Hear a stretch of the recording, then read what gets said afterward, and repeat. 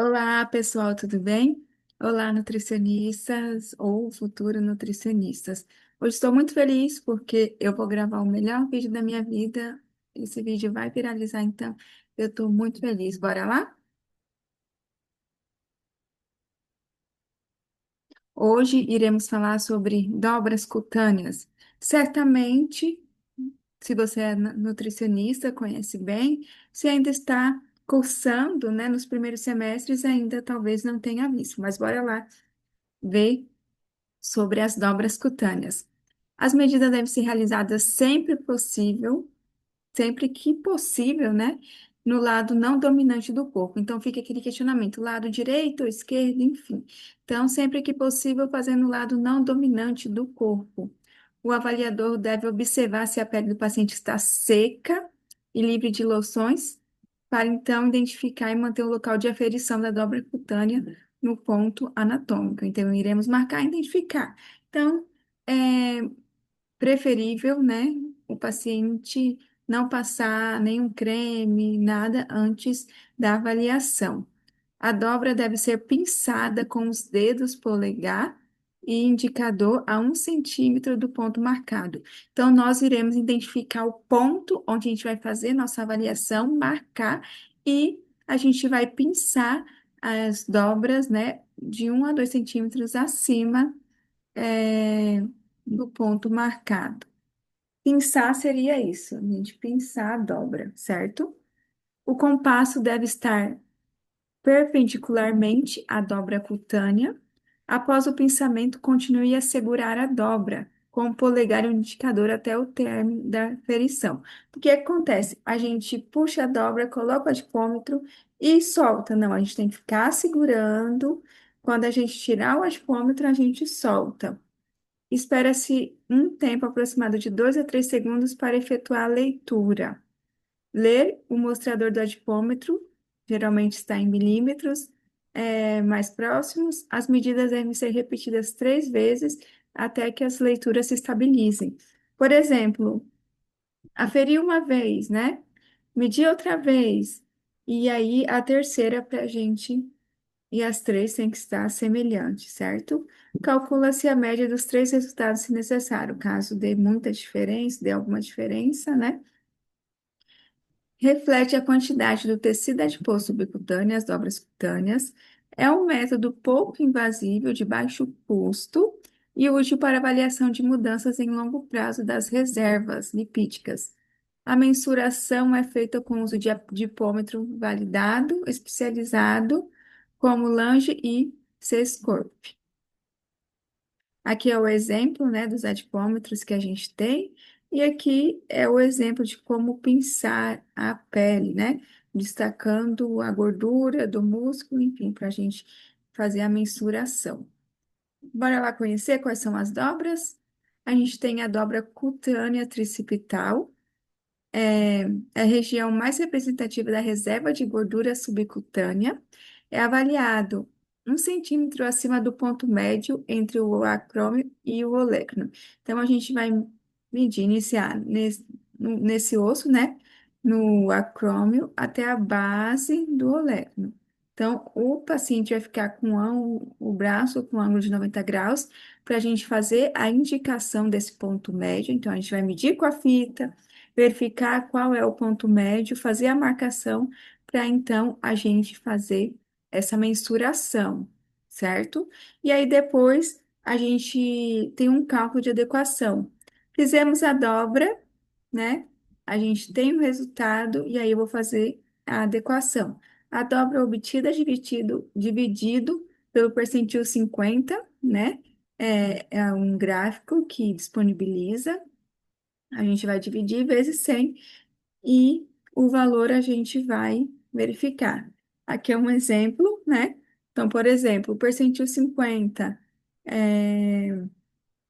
de uma pessoa com 25 anos é 12. Então, eu vou dividir o valor que eu encontrei por 12 vezes 100. Depois, eu vou verificar se o paciente está com desnutrição, sobrepeso ou obesidade, de acordo com o percentil 50. A dobra cutânea bicipital, ela é realizada no mesmo nível, então a gente vai pegar a fita e colocar no mesmo nível, porém na face anterior do braço. Não é utilizado como parâmetro isolado, né, para a gente avaliar o estado nutricional. Porém, né, a sua determinação é muito útil para o cálculo do percentual de gordura corporal. A dobra cutânea subescapular obtida seguindo-se a orientação dos arcos costais e das linhas naturais da pele, formando um ângulo de 90 graus.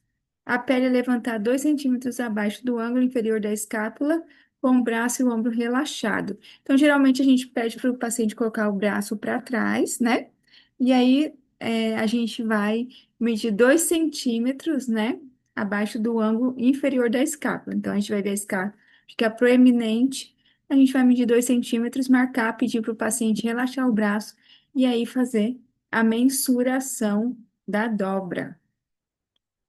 Lembrando que a gente pode falar prega cutânea suprailíaca ou dobra cutânea suprailíaca, como também pode utilizar essas duas terminologias. Deve ser aferida o sentido oblíquo, a dobra cutânea suprailíaca, né? 2 centímetros acima da crista ilíaca, na altura da linha axilar média. Então, a gente vai ter como base essa linha axilar média, e aí a gente vai verificar, né? Nossa última costela com o início da crista ilíaca, certo? E aí a gente vai marcar 2 centímetros acima da crista ilíaca. A gente vai sentir o osso, né? Esse osso da crista ilíaca e fazer essa marcação. A dobra cutânea abdominal deve ser medida 3 centímetros lateral e 1 centímetro inferior à cicatriz umbilical. Lembrando que a gente não pode puxar muito, né? Que eu sempre digo, esse umbigo não pode sorrir. Então, a gente vai fazer 3 centímetros na lateral e 1 centímetro inferior da cicatriz umbilical. Dobra cutânea peitoral deve ser medida 1 centímetro abaixo da dobra axilar. Então, aqui, né, abaixo da axilas, a gente vai medir 1 centímetro e fazer a marcação. Dobra cutânea da coxa é medida na parte anterior da coxa, no ponto médio entre a linha inguinal e a borda proximal da patela, com a perna levemente flexionada e relaxada. Primeiro a gente vai fazer a marcação, né? Ponto médio. E aí depois o paciente vai estar com a perna levemente flexionada e relaxada, a gente vai fazer a mensuração. A dobra cutânea axilar média é localizado no ponto de intersecção entre a linha axilar média, então essa linha aqui é axilar média, é, e uma linha imaginária à altura do osso do externo. Então, a gente vai fazer uma linha imaginária, essa intersecção, a gente vai fazer a marcação. A medida é obliquamente ao eixo longitudinal, com o braço do avaliado deslocado para trás, a fim de facilitar a obtenção da medida. A panturrilha, para execução dessa medida, o avaliado deve estar sentado. Então, o paciente vai sentar, com a articulação do joelho em flexão de 90 graus, o tornozelo em posição anatômica e o pé sem apoio. A dobra é pinçada no ponto de maior perímetro da perna, com o polegar da mão esquerda apoiada na borda medial da tíbia. Percentual de gordura é o somatório das 4 principais dobras cutâneas, tricipital, bicipital, subescapular e suprailíaca. Claro, a gente vai ter outras fórmulas, né, que avalia outras dobras, mas o principal, né, a gente utiliza essas 4 dobras. Aí a gente vai somar e aí depois a gente vai verificar de acordo com a tabela. Por exemplo, somei a dobra é, tricipital, bicipital, subescapular e suprailíaca e a somatória deu 55 milímetros. O paciente tem 28 anos, então a gente vai jogar aqui na tabela. 55, paciente 28, né? Então, ele tem 20,1% de gordura e depois a gente vai classificar o estado desse paciente. Circunferência ou perímetros. Tem sido muito utilizado no âmbito hospitalar, de forma conjunta ou isolada. Sua desvantagem é que as dimensões incluem, além do tecido adiposo, massa muscular e tecido ósseo. Então, a gente avalia, né, num todo, não tem como identificar só o tecido adiposo, por exemplo. Então, é muito utilizado, principalmente no hospital. As medidas devem ser realizadas sempre que possível, do lado não dominante do corpo. Ainda não tenho consciência lá direita ou esquerda, enfim, lado não dominante. O avaliador deve observar se a pele está seca e livre de loções para marcar então o local. A circunferência deve ser medida a 1 centímetro do ponto marcado, aplicando-se a tensão da fita para que esse ajuste firmemente ao local a ser medido. Circunferência do braço. Representa a soma, né, das áreas constituídas pelo tecido ósseo, tecido gorduroso e muscular. Para sua aferição, deve contornar o braço, o mesmo nível da dobra cutânea tricipital. Fiz a marcação aqui, já faço a aferição da circunferência do braço no mesmo ponto onde eu fiz a demarcação da dobra cutânea tricipital. O resultado deve ser comparado com os valores de referência. Então, a gente vai fazer a adequação desse valor. Percentil 50, e aí a gente vai fazer esse cálculo, essa adequação, e depois classificar. Circunferência muscular do braço. Mensura a quantidade e a taxa de variação de proteína muscular com relação de tecido gorduroso e sem correção da massa óssea.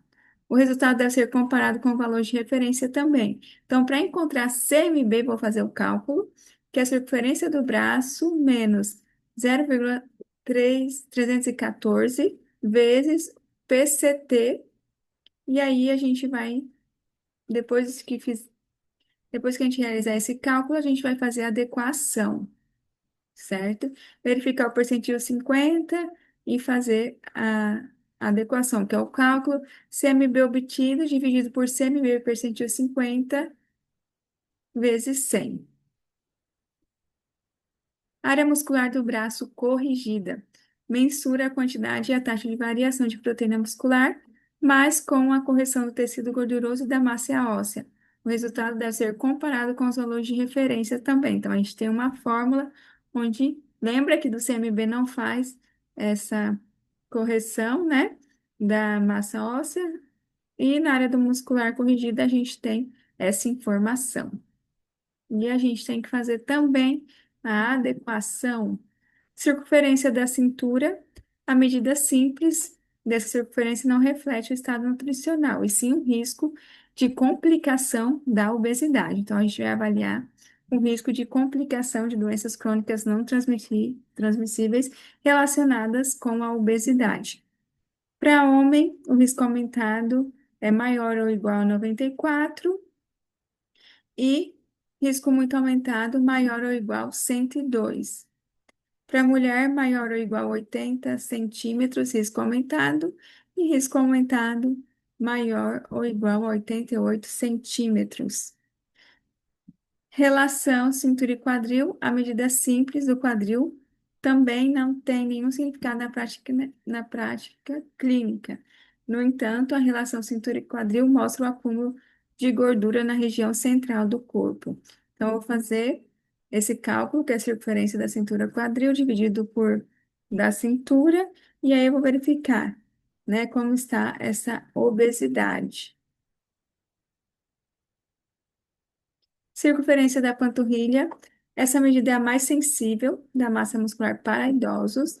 Indica modificação de massa magra que ocorre com o envelhecimento e a diminuição da atividade física. Então, a perda de massa magra, né? A tomada dessa medida deve ser feita em posição supina, com o joelho dobrado em ângulo de 90 graus, calcanhar apoiado, né?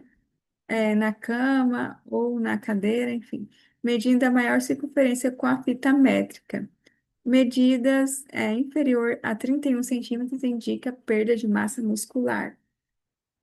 Circunferência do pescoço é usado para a detecção de adultos com excesso de peso. É realizado com avaliado sentado ou em pé, desde que esteja com a coluna ereta e a cabeça para o horizonte. Associada a IMC maior que 30, indica um risco cardiovascular. Aqui é um exemplo de caso clínico, né? Onde a gente calculou peso atual, peso usual. Na verdade, a gente tem esses dados. A gente tem os dados do tríceps, né? Pré-cutâneo de tríceps, circunferência da panturrilha, circunferência do braço, circunferência abdominal. E aí a gente é, calcula o peso ideal, que é, né? IMC médio desejável vezes a altura ao quadrado, sendo IMC médio de 22 para homens e de 20,8 para mulher. Depois, a gente faz a adequação desse peso ideal para verificar, né? Se o paciente está com obesidade, nutrição, enfim.